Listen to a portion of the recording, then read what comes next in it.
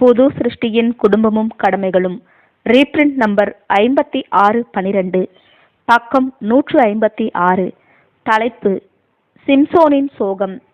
ஆதார வசன பகுதி: நியாயாதிபதிகள் 13ஆம் அதிகாரம் 8 முதல் 16 வசனங்கள் மற்றும் 24-25 வசனங்கள்.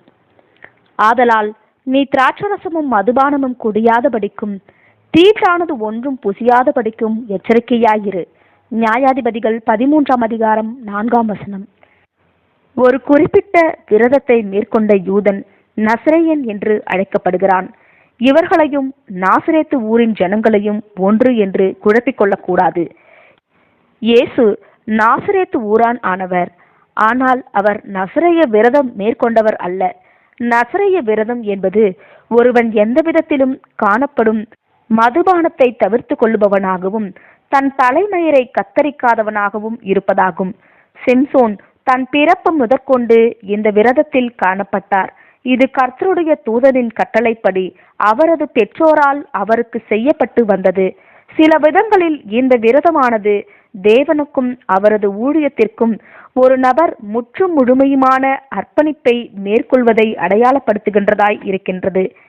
சிம்சோனுடைய பிறப்பிற்கு முன்பு இருமுறை கர்த்தருடைய தூதனானவர் தோன்றி தாயினுடைய மனதில் விசேஷமாய் மிதமான உணவு பழக்கத்தில் முக்கியத்துவமானது பதிய வைக்கப்பட வேண்டும் என்றும், இவ்விதமாய் அவளது குழந்தை அனுகூலமான சூழ்நிலையின் கீழ் பிறக்க வேண்டும் என்றுமுள்ள நோக்கத்தில் சிம்சோனின் பெற்றோர்களை தொடர்பு கொண்டார். எந்த அளவுக்கு பெற்றோர்கள் தங்கள் பிள்ளைகளுக்கு மனபலத்தையும் சரீர பலத்தையும் கொடுக்க முடியும் என்பதை, தங்கள் பிள்ளைகளுக்கு அனுகூலமான ஆற்றல்களை கொடுப்பதில் பெற்றோர்கள் எவ்வளவு விழித்திருக்க வேண்டும் என்பதையும் சிம்சோனின் பெற்றோர்கள் உணர்ந்து கொண்டார்கள் என்பதில் ஐயமில்லை. ஜீவன் சத்துவமானது தகப்பனிடமிருந்து வருகையில் குணலட்சணத்தை பதிய பண்ணுவதில் தாயானவள் பெரும் பங்கு வகிக்கிறாள். குழந்தை பிறப்பதற்கு முன்புள்ள தாயானவளுடைய கர்ப்ப காலத்தின் பலவீனமான நிலைமையில் தகப்பனார் சூழ்நிலையை உணர முடியும் மற்றும் உணர வேண்டும். மேலும் சிறந்த அறிவிற்குரிய ஆவிக்குரிய செல்வாக்குகளினால் தாக்கங்களினால் தாயானவளை சூழ பண்ண செய்வதற்குரிய தன் சாக்கியத்தினை உயர்த்திட வேண்டும்.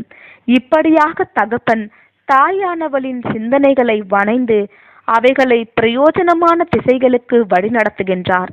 மேலும் இந்த உயர்ந்த சிறந்த எண்ணங்களை குழந்தையானது நல்ல குழந்தையாகவும் குடும்பத்திற்கு புகழ் சேர்க்கிற தன் சமுதாயத்திற்கு ஆசீர்வாதமாயிருக்கிற எல்லாவற்றிற்கும் மேலாக தேவனுடைய ஊழியக்காரனாகுவதற்கு தகுதியடைகிற குழந்தையாகவும் காணப்படத்தக்கதாக தாயானவள் தன் குழந்தையினிடத்தில் பதிய பண்ணுகிறாள்.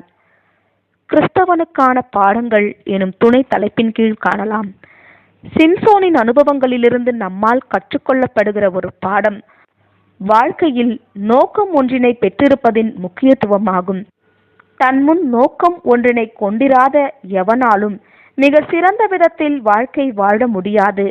தங்களுக்கு தகுதியாயிராத, தங்களுக்கு தகுதியில்லாத காரியங்களுக்காக ஆசை கொள்ளும்படிக்கு பெற்றோர்கள் தங்கள் பிள்ளைகளை ஊக்குவியாமல், மாறாக அவர்கள் வாழ்க்கையில் எதற்கு தகுதியாய் இருக்கிறார்களோ அவற்றின் மீதே ஆசை கொள்ள ஊக்குவித்திட வேண்டும். 12 முதல் 16 வரை வயதுள்ள சிறுவன் சிறுமிகளிடத்தில் மனவெழ்ச்சிகள் காணப்படும். மேலும் இவைகள் சரியாய் வழிகாட்டப்பட்டால் அவர்களை சிறந்த ஆணாகவும் சிறந்த பெண்மணியாகவும் ஆக்கிவிடும். ஆனால் இவைகள் தவறான திசைகளுக்கு புரட்டப்படும் போது அவர்களை பொல்லாதவர்களாக்கிவிடும். அல்லது இவைகள் முற்றிலுமாக அசட்டை பண்ணப்பட்டால் அவர்களை ஒன்றுமில்லாதவர்களாக்கிவிடும். இந்த உண்மைகளை ஒவ்வொரு பெற்றோரும் ஒவ்வொரு பாதுகாவலரும் உணர்ந்து கொண்டு இதற்கேற்ப தன் பராமரிப்பின் கீழ் காணப்படும் சிறு பிள்ளைகளை கையாள பழக்கிக் கொள்ள வேண்டும். இது மாத்திரமல்ல, ஒவ்வொரு இளைஞனிலும் உயர் பண்பு அடைந்திடுவதற்கான ஒரு நாடுதலும் வாழ்க்கை மிக விலையேற பெற்றது. அது ஒரு முறையே பயன்படுத்தப்பட முடியும் மற்றும் வாழ்க்கை துவங்கும் திசையினையே விளைவுகள் பெரிதும் சார்ந்துள்ளது என்றுள்ள ஓர் உணர்ந்து கொள்ளுதலும் காணப்படுகிறது. அத்தருணத்தின் போது உண்மையுள்ள பெற்றோர் அல்லது பாதுகாவலர் இளைஞனின் பிரகாசம் அடைந்து வரும் மனதிற்கு முன்னதாக இளைஞர்கள் சிருஷ்டிகரிடத்தில் பெற்றிருக்கும் நியாயமான கடமை குறித்தும், தவறிற்கு எதிராய் நீதியின் பக்கமும், தப்பறைக்கு எதிராய் சத்தியத்தின் பக்கமும் ஜீவனையே ஒப்பு கொடுத்து விடுவதற்குரிய பாக்கியமான ஸ்லாக்கியம் குறித்தும் வெற்றிகரமாய் முன்வைத்திடலாம். இந்த காரியங்கள் எல்லாம் முழுமையாய் புரிந்து கொள்ளப்படும் போது உலகில் நல்லொழுக்கமுள்ள நாயகர்கள் அதிகமாக காணப்படுவார்கள். ஆமேன்.